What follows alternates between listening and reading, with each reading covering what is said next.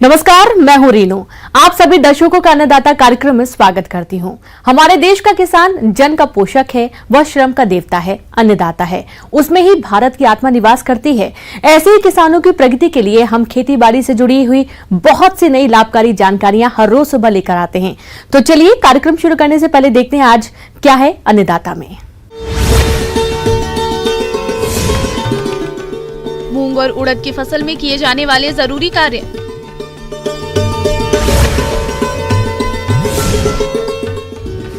बैंगन की उन्नत किस्में और रोपाई तकनीक।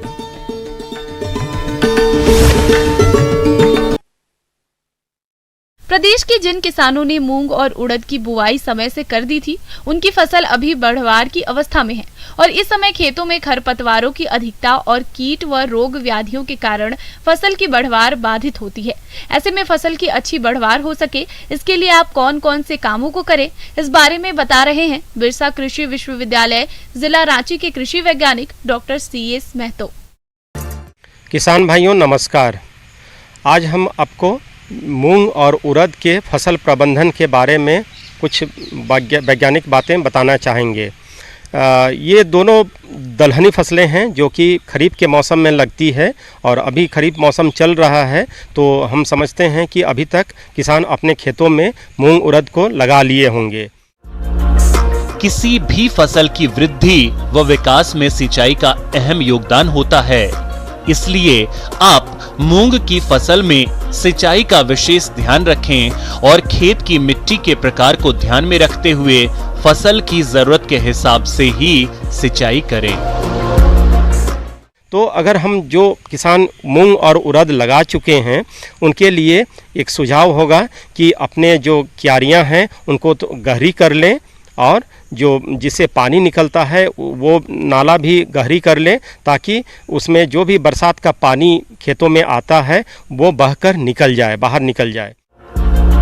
किसान भाइयों, फसल के साथ कुछ खरपतवार भी उगाते हैं जो कि फसल के साथ खाद, उर्वरक, हवा, पानी और प्रकाश के लिए प्रतिस्पर्धा करते हैं, जिससे मूंग की फसल का सही विकास नहीं हो पाता और उत्पादन में कमी आ जाती है। तो इसकी हम लोग दो तरीके से नियंत्रण कर सकते हैं खरपतवार या घास को जो खेतों में उग जाता है इस समय।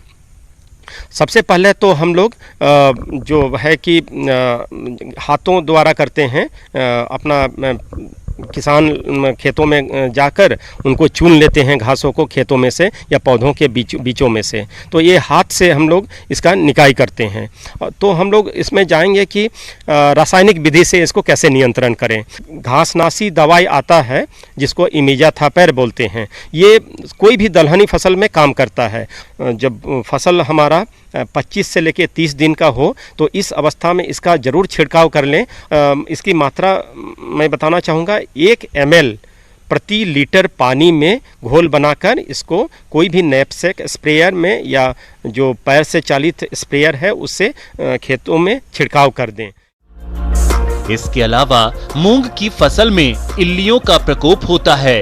यह इल्लियां कोमल पत्तियों, टहनियों और फूलों को खाकर नुकसान पहुंचाती हैं और फली आने पर फलियों में छेद करके दानों को खराब कर देती हैं, जिससे मूंग के पौधों का पूर्ण विकास नहीं हो पाता है और उत्पादन में कमी आ जाती है। इसलिए आप कीट प्रकोप की प्रारंभिक अवस्था में नीम तेल की 5 मिलीलीटर मात्रा को प्रति लीटर पानी के हिसाब से घोल बनाकर छिड़काव करें। यदि कीट प्रकोप आर्थिक क्षति स्तर से अधिक हो तो रासायनिक नियंत्रण के लिए आप इंडोक्साकार्ब दवा की 1 मिलीलीटर मात्रा को प्रति लीटर पानी के हिसाब से घोल बनाकर छिड़काव करें, तो इन इल्लियों का नियंत्रण आसानी से हो जाता है।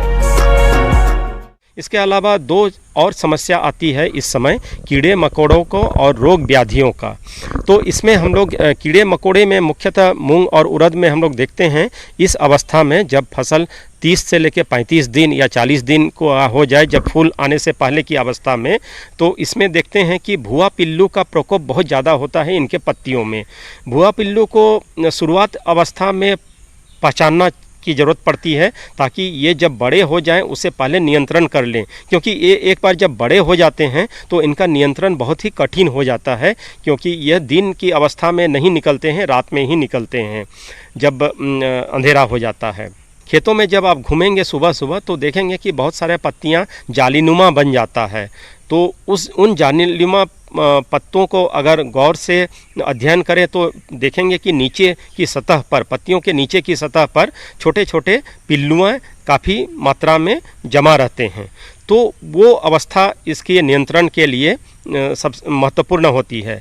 तो हम जब जो उस तरह का पत्तियां हैं उनको चुनकर खेतों से हटा देते हैं, एक बोरी की सहायता से उसको भर के दूर जाकर नष्ट कर देते हैं पत्तियां को कीड़ों सहित, तो इससे इस विधि से भी नियंत्रण कर सकते हैं। इसके अलावा एक रासायनिक दवाई है, उसका स्प्रे करके, उसका छिड़काव करके भी हम इसको नियंत्रण कर सकते हैं। रासायनिक दवाई में मुख्यतः इंडोक्साकार्ब नामक दवाई है, जो कि 1 ml मिलीलीटर प्रति लीटर पानी में घोल बनाकर 25 से 30 दिनों में ज़रूर छिड़काव कर दें। इस तरह से इसमें हम नियंत्रण पा सकते हैं।